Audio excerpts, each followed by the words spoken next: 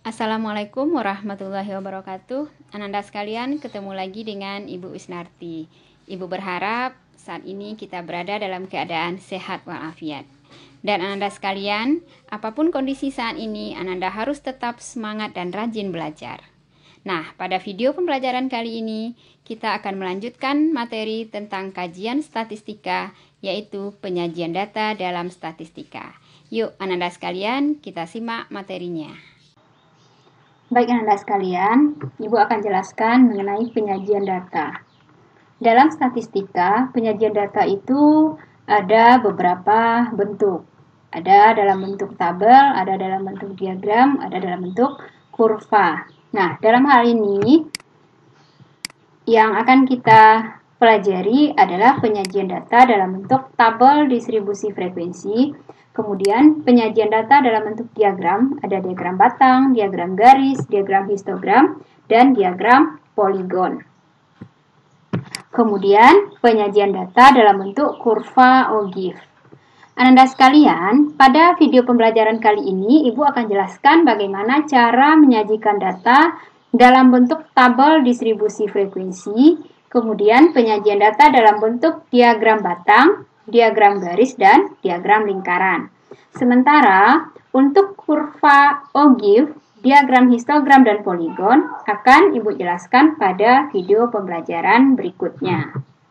Nah, baiklah Ananda, kita mulai saja. Yang pertama, penyajian data dalam bentuk tabel distribusi frekuensi. Nah, sebelumnya Ananda harus ketahui tabel distribusi frekuensi ini ada dua macam. Yang pertama, distribusi frekuensi tunggal. Nah, seperti apa dia? Nah, ini contoh distribusi frekuensi tunggal. Data nilai ulangan 30 orang siswa.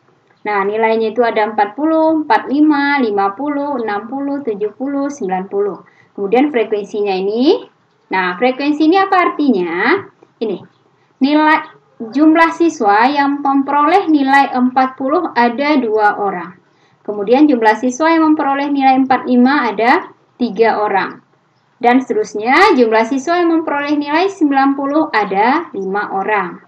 Nah, ini jumlah di bawah ini adalah, kita jumlahkan semua frekuensi ini, jumlahnya 30. Artinya jumlah siswa seluruhnya ada 30.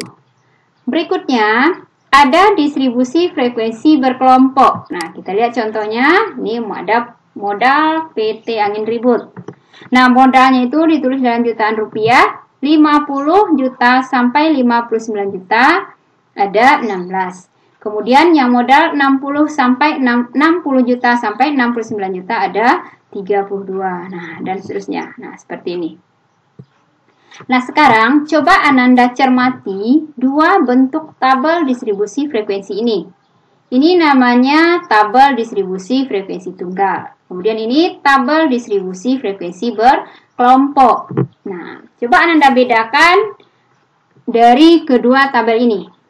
Nah, ya, kalau untuk frekuensi tunggal, nilai data itu ditulis satu-satu atau tunggal dia, 40, 45, 50, dan seterusnya. Sementara untuk frekuensi berkelompok, distribusi frekuensi berkelompok, nilai data itu ditulis dalam bentuk interval, dikelompokkan menjadi interval. 50 sampai 59, 60 sampai 69. Ini namanya interval. Nah, Anda sekalian, berdasarkan contoh ini, apa sebenarnya distribusi frekuensi itu? Nah, distribusi frekuensi adalah daftar nilai data. Bisa nilai individual atau nilai data yang sudah dikelompokkan, yang disertai dengan nilai frekuensi yang sesuai.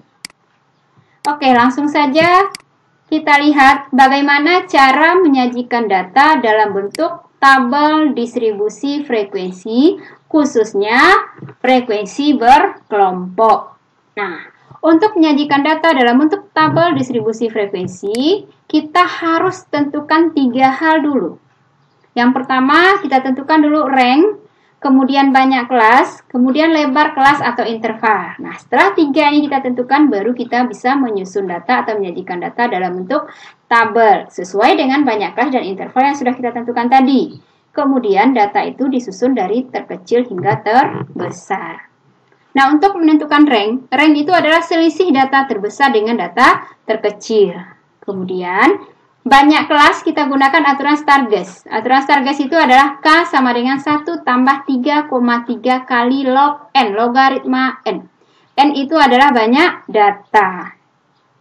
Kemudian, untuk menentukan lebar kelas atau interval, yaitu perbandingan rank dengan banyak kelas.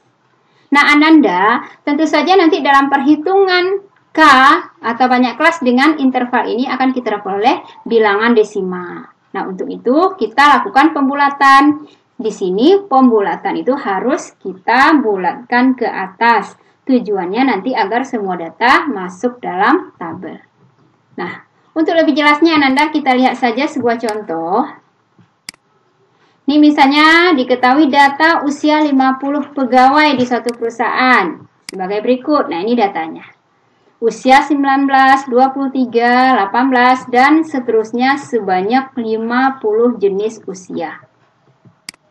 Nah, untuk menentukan rank, kita cari dulu data terbesar. Data terbesarnya terlihat di sini adalah 62. Kemudian data terkecilnya, ya 16. Ini ada 2, 16 juga.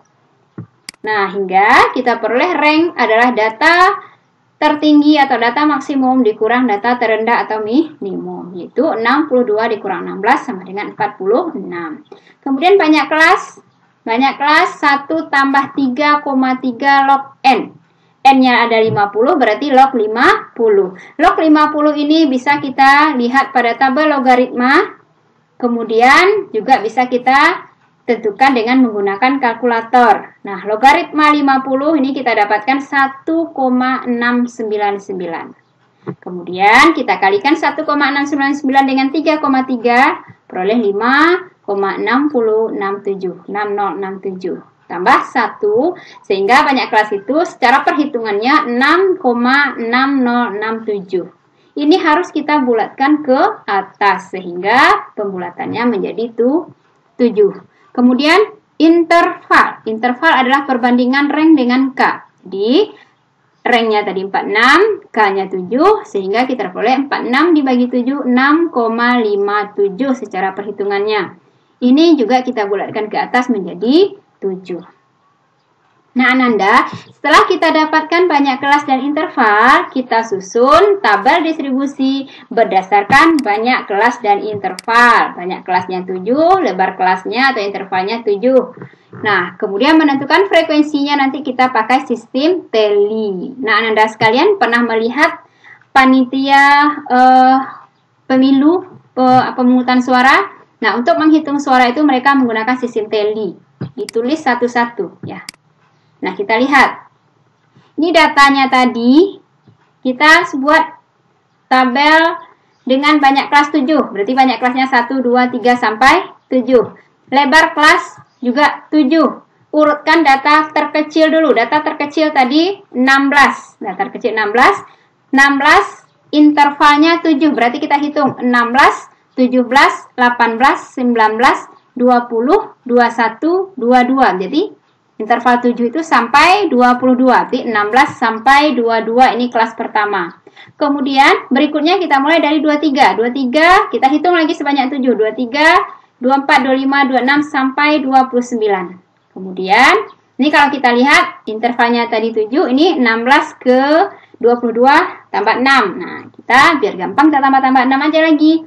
23 sampai 29. Kemudian 30 sampai 36, 37 sampai 43, 40 sampai 50.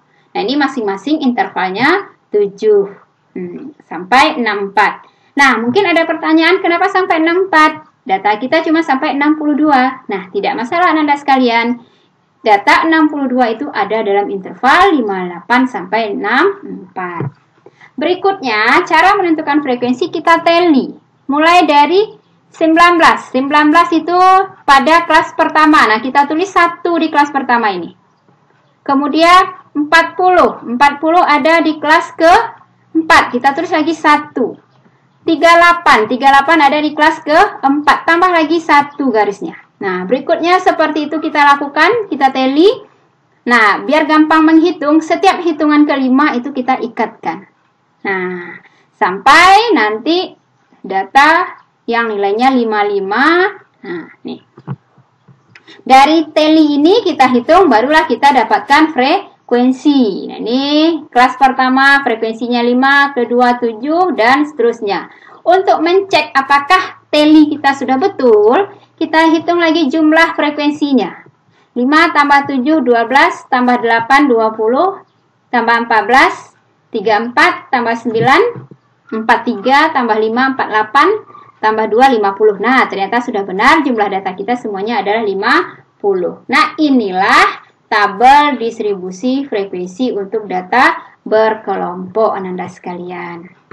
Nah, bisa ya kira-kira menyajikan data dalam bentuk tabel distribusi berkelompok? Iya, mudah-mudahan bisa. Berikutnya, kita lihat penyajian data dalam bentuk lingkaran. Penyajian data dalam bentuk diagram lingkaran, diagram batang, dan diagram garis. Nah, ini diagram lingkaran, diagram batang, dan diagram garis khusus untuk data tunggal, Anda sekalian. Nah, kita lihat contohnya. Misalnya ini diketahui data berat badan 60 orang siswa calon anggota PKS SMK Negeri 1 Payakumbuh tahun 2020. Nih berat badannya mulai dari 40 sampai 44, nih jumlah siswanya. Nah, kita akan sajikan data ini dalam bentuk diagram lingkaran, diagram batang. Nah, sajikan data di samping dalam bentuk diagram lingkaran, diagram batang, dan diagram garis. Kita lihat satu persatu. Untuk menyajikan data dalam bentuk diagram lingkaran, dibedakan menjadi dua. Ada dalam bentuk derajat dan dalam bentuk persen. Nah, kita lihat. Untuk menyajikan data dalam bentuk diagram lingkaran, dalam bentuk derajat, kita perlu merubah banyak data sesuai dengan perbandingan dalam derajat. Nah, kita lihat. Nah, ini perhitungan banyak data ke dalam derajat. Yang 40 ada 6. Jumlah data semuanya 60, berarti 6 per 60.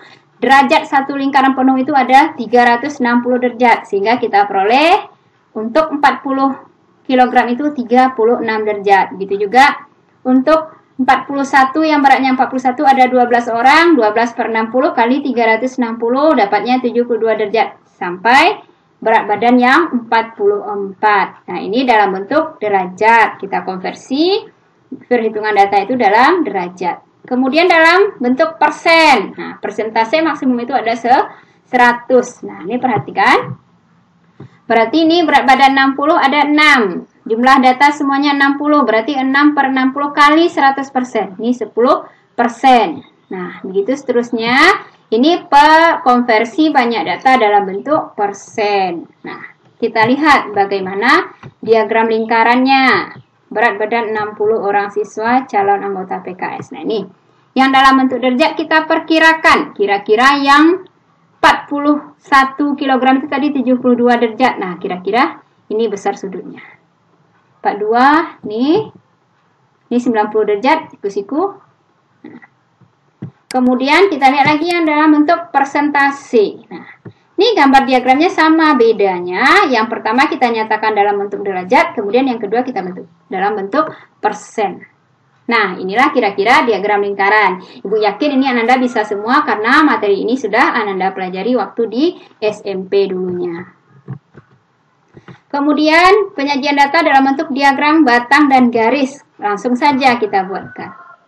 Nah, ini diagram batangnya. Jumlah siswa yang beratnya tadi 40 ada 6 orang siswa. Ini banyak siswa. Kita untuk diagram batang dan diagram garis ini kita buat dalam koordinat kartesius. Ada sumbu X, ada sumbu Y. Sumbu X-nya kita tulis di sini sumbu X-nya berat badan, sumbu Y-nya banyak siswa. Kemudian selanjutnya yang 41 kilo ada 12 siswa. Nah, nih 12. Kemudian 42 ada 15, kemudian 43 18, kemudian yang 49 ada 9, yang 44 ada 9 orang. Nah, ini diagram batang. Kemudian diagram garis. Nah, diagram garis kita buat diagramnya dalam bentuk garis. 40 ada 6, ini kita buatkan titiknya di sini. 41 ada 12, nanti dihubungkan dengan titik ini kita hubungkan dengan garis. Nah, itulah penyajian data dalam bentuk diagram batang dan diagram garis. Nah, Ibu yakin untuk diagram lingkaran, diagram batang, dan garis ini Ananda sudah bisa semua karena ini adalah juga sudah Ananda pelajari sewaktu Ananda di SMP dulunya. Oke Ananda sekalian, Ibu yakin dengan penjelasan Ibu tadi, Ananda sudah bisa menyajikan data dalam bentuk tabel distribusi frekuensi, diagram lingkaran, diagram batang, dan diagram garis. Nah, pada video pembelajaran berikutnya, kita akan bahas bagaimana menyajikan data dalam bentuk diagram histogram, poligon, dan kurva Ogive. Nah, baiklah Ananda sekalian, sampai jumpa pada video pembelajaran berikutnya. Jangan lupa like and subscribe-nya ya. Wassalamualaikum.